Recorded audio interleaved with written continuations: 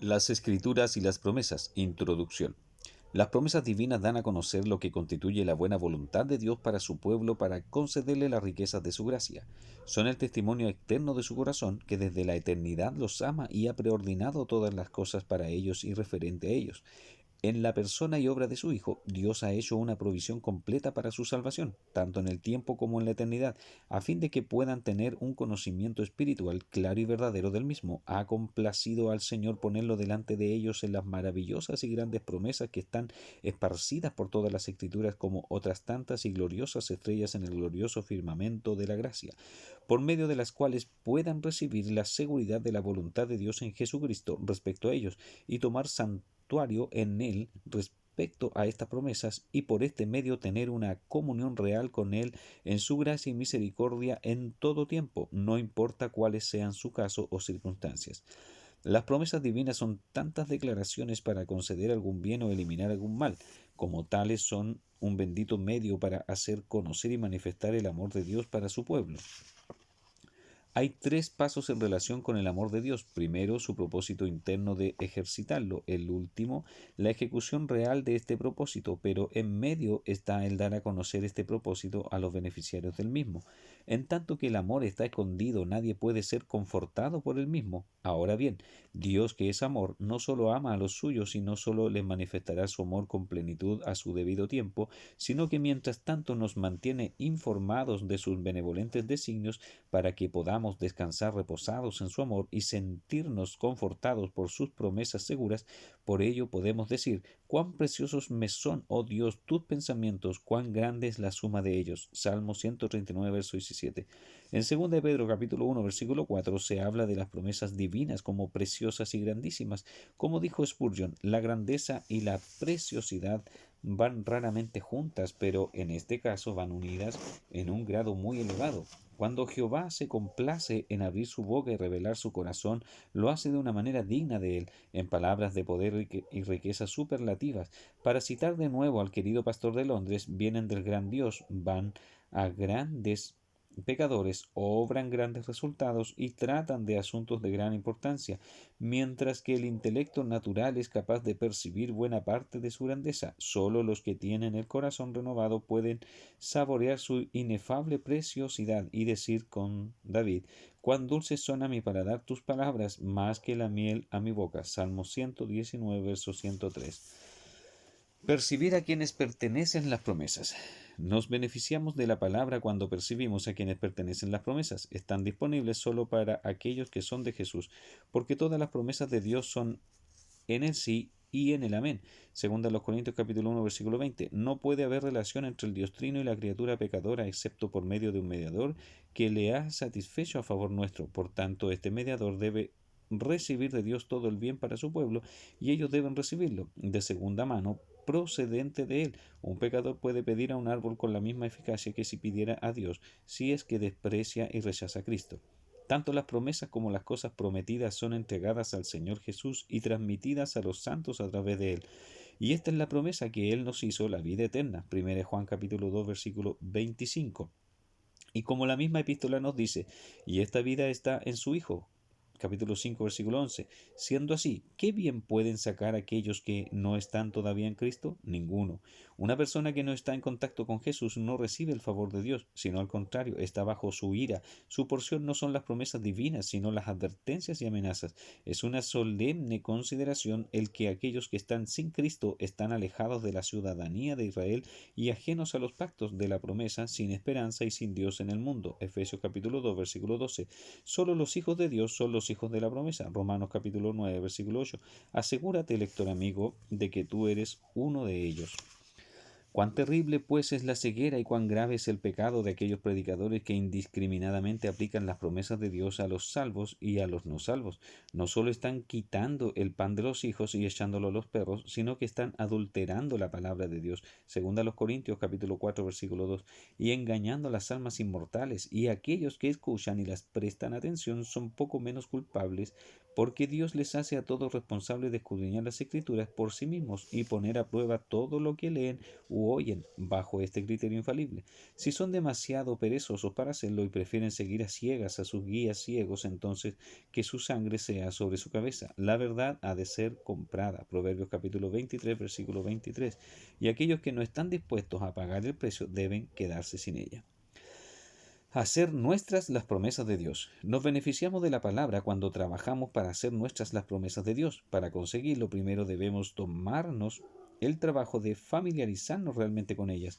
Es sorprendente cuántas promesas hay en las Escrituras de las que los santos no tienen la menor idea, mucho más por cuanto ellas son el peculiar tesoro de los creyentes, la sustancia de la herencia de fe que reside en ellos.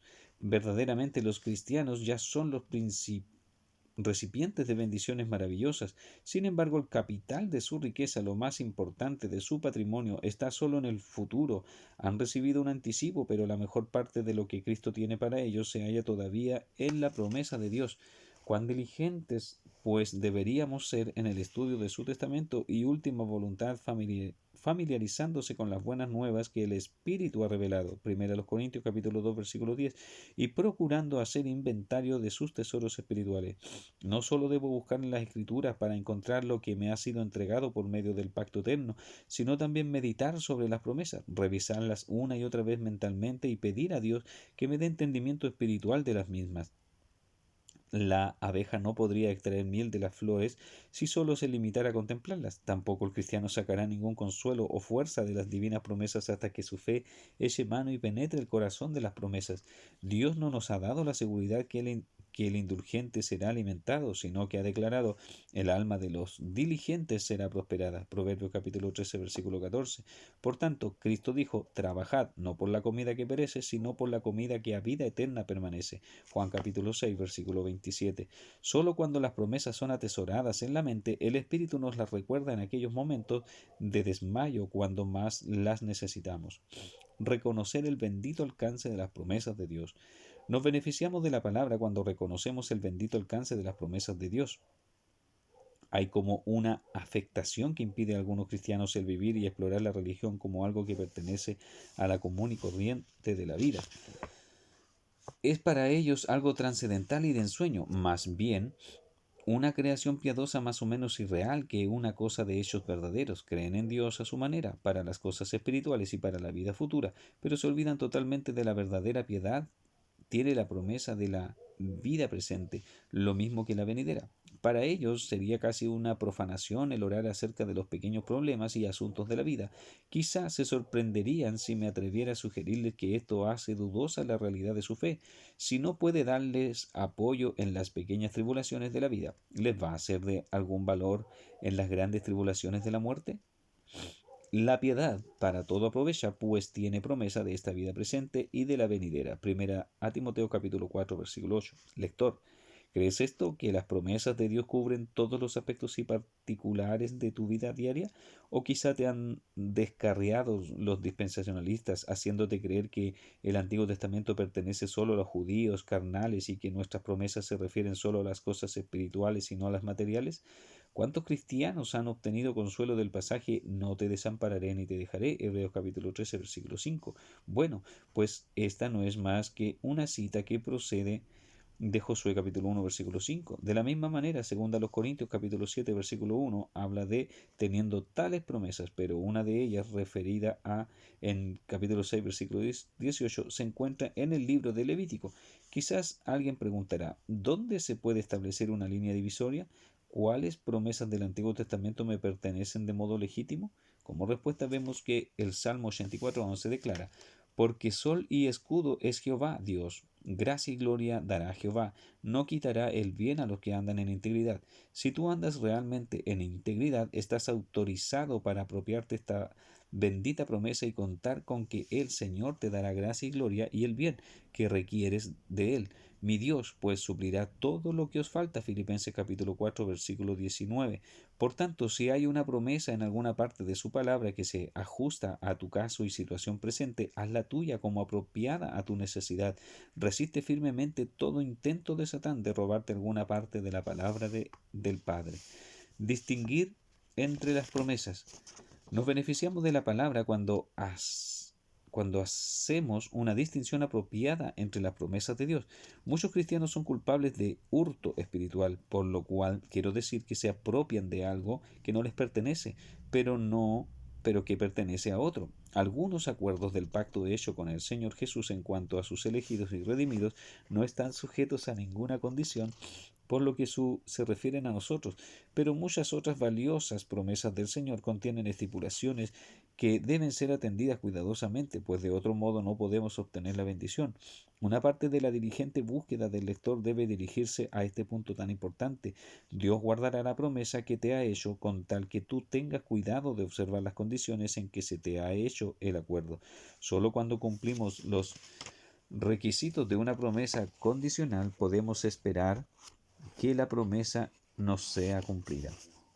Muchas de las promesas divinas son dirigidas a personas o tipos de personas específicos, o hablando con más precisión, a gracias particulares. Por ejemplo, en el Salmo 25, verso 9, el Señor declara que Él encaminará a los humildes por el juicio, pero si estoy fuera de comunión con Él, si estoy siguiendo el curso de mi propia voluntad, si mi corazón es altivo, entonces no estoy justificado en apropiarme el consuelo de este versículo. Otra vez en Juan capítulo 15, versículo 7, el Señor nos dice, si permanecéis en mí y mis palabras permanecen en vosotros, pedid todo lo que queréis y os será hecho. Pero si no estoy en comunión de experiencia con Él, si sus mandamientos no regulan mi conducta, mis oraciones no van a ser contestadas. Aunque las promesas proceden de la pura gracia, hemos de recordar siempre que la gracia reina por la justicia. Romanos capítulo 5, versículo 21. Y que nunca es puesta de lado la responsabilidad humana. Si no hago caso de las leyes que se refieren a la higiene, no debo sorprenderme si la enfermedad me impide disfrutar de muchas de sus misericordias temporales. De la misma manera, si dejo de lado sus preceptos, solo puedo acusarme a mí mismo si dejo de recibir el cumplimiento de muchas de sus promesas. Que nadie piense que con sus promesas Dios se ha obligado a no hacer caso de los requerimientos de su santidad. Él nunca ejerce ninguna de sus perfecciones a expensas de otra, y no nos imaginemos que Dios magnificaría la obra sacrificial de Cristo si concediera los frutos de la misma a almas descuidadas e impenitentes. Hay un equilibrio de la verdad que debe ser preservado aquí, que por desgracia se pierde con frecuencia, y bajo la idea de exaltar la gracia divina los hombres son conducidos a la lascivia. Con cuánta frecuencia se cita el versículo invócame en el día de la angustia, te libraré y tú me honrarás, Salmo 50, verso 15. Pero el contexto de ese versículo empieza con y, diciendo al final del versículo anterior, y paga tus votos al Altísimo. Otra vez, con qué frecuencia se hace énfasis en te haré entender y te enseñaré el camino en que debes andar, sobre ti fijaré mis ojos, Salmo 32, verso 8, por parte de personas que no prestan atención al contexto. Y en este caso tenemos una promesa de Dios a aquel que ha confesado su transgresión al Señor, versículo 5. Sí, pues no he confesado el pecado que tengo en la conciencia y me he apoyado en la carne o buscado la ayuda de mi prójimo en vez de procurarme la de Dios, Salmo 62, verso 5, entonces no tengo derecho a contar con la guía divina y supuesto en mí, ya que esto implica que estoy andando en íntima comunión con Él. Encontrar apoyo en las promesas. Nos beneficiamos de la palabra cuando nos hace posible que las promesas de Dios sean nuestro apoyo y fortaleza. Esta es una de las razones por las que Él nos las ha dado. No solo manifestar su amor haciéndonos conocer sus designios benévolos, sino también consolar nuestros corazones y desarrollar nuestra fe. Si le hubiera agradado, Dios podría habernos concedido sus bendiciones sin habernoslo hecho saber. El Señor podría habernos concedido su misericordia que necesitamos sin haberse comprometido a hacerlo. Pero en este caso no habríamos sido creyentes. La fe sin una promesa sería como un pie sin suelo en que apoyarse. Nuestro tierno Padre planeó que gozáramos de sus dones por partida doble, primero por la fe, después en el goce directo de lo concedido. De este modo aparta a nuestros corazones sabiamente de las cosas que se ven y perecen y nos atrae hacia arriba y adelante a las cosas que son espirituales y eternas. Si no hubiera promesas, no habría fe ni tampoco esperanza, porque la esperanza es el contar con que poseeremos las cosas que Dios ha declarado que nos daría. La fe mira hacia la palabra que promete, la esperanza mira a la ejecución de la promesa. Así fue con Abraham. Él creyó en esperanza contra esperanza para llegar a ser padre de muchas gentes conforme a lo que se le había dicho, y no se debilitó en la fe al considerar su cuerpo que estaba ya como muerto, siendo de casi 100 años, o la esterilidad de la matriz de Sara. Tampoco dudó por incredulidad de la promesa de Dios, sino que se fortaleció en fe, dando gloria a Dios. Romanos capítulo 4, versículos 18 al 20. Lo mismo fue con Moisés, teniendo por mayores riquezas el vituperio de Cristo que los tesoros de los egipcios, porque tenía puesta la mirada en el galardón. Hebreos capítulo 11, versículo 26. Lo mismo con Pablo, porque yo confío en Dios que será así como se me ha dicho. Hechos capítulo 27, versículo 25. Lo mismo contigo, tal vez, querido lector. ¿Está tu pobre corazón descansando en las promesas de aquel que no puede mentir? Esperar con paciencia el cumplimiento de las promesas. Nos beneficiamos de la palabra cuando esperamos con paciencia el cumplimiento de las promesas de Dios. Dios prometió un hijo a Abraham, pero esperó muchos años antes de cumplir la promesa. Simeón tenía la promesa de que no vería la muerte hasta que hubiera visto al Señor Jesucristo. Lucas capítulo 2, versículo 26. Pero no lo vio hasta que tenía ya en pie en la tumba. Hay con frecuencia un largo y duro invierno entre el periodo de la siembra de la oración y la hora de la cosecha. El Señor Jesús mismo no ha recibido todavía plena respuesta a la oración que hizo en el capítulo 17 de Juan, hace de ello cerca de 2000 años. Muchas de las mejores promesas de Dios a su pueblo no recibirán su pleno cumplimiento hasta que estemos en la gloria. Aquel que tiene la eternidad a su disposición no necesita apresurarse. Dios nos hace esperar con frecuencia para que pueda perfeccionarse la obra de la paciencia. Con todo, no desmayemos, aunque la visión tardará aún por un tiempo, mas se apresura hacia el fin y no mentirá, aunque tardare, espéralo, porque sin duda vendrá y no tardará. Habacuc capítulo 2, versículo 3. Conforme a la fe murieron todos estos sin haber recibido lo prometido, sino mirándolo de lejos y creyéndolo y saludándolo y confesando que eran extranjeros y peregrinos sobre la tierra. Hebreos capítulo 11, versículo 13. Aquí es abarcada la obra entera de la fe: conocimiento, confianza, una adherencia de amor. El de lejos se refiere a las cosas prometidas. Aquellos que las vieron en su mente discernieron la sustancia detrás de la sombra, descubriendo en ellas la sabiduría y la bondad de Dios. Estaban persuadidos, no dudaban, sino que estaban seguros de participar en ellas y sabían que no serían decepcionados. Decir que saludaban lo prometido es una expresión que muestra su deleite y veneración. El corazón que se adhiere a las promesas con amor y cordialmente las saluda y se goza con ellas. Estas promesas fueron el consuelo y descanso de sus almas en sus peregrinaciones, tentaciones y sufrimientos. El demorar la ejecución de las promesas por parte de Dios da lugar al cumplimiento de varios objetivos. No solo se pone a prueba la fe, de modo que se da evidencia de su genuinidad, no solo se desarrolla la paciencia y se da oportunidad para el ejercicio de la esperanza, sino que además se fomenta la sujeción a la divina voluntad. El proceso se deslinde y separación no se ha realizado. Todavía suspiramos y apetecemos cosas que el Señor considera que ya tendríamos que haber dejado atrás. Abraham hizo un gran banquete el día que fue destetado Isaac, Génesis capítulo 21, versículo 8. Y quizá nuestro Padre Celestial hará lo mismo con nosotros. Échate, corazón orgulloso, quita estos ídolos, olvida tus apetitos y la paz prometida pasará a ser tuya. Hacer un uso apropiado de las promesas. Nos beneficiamos de la palabra cuando hacemos un uso apropiado de las promesas.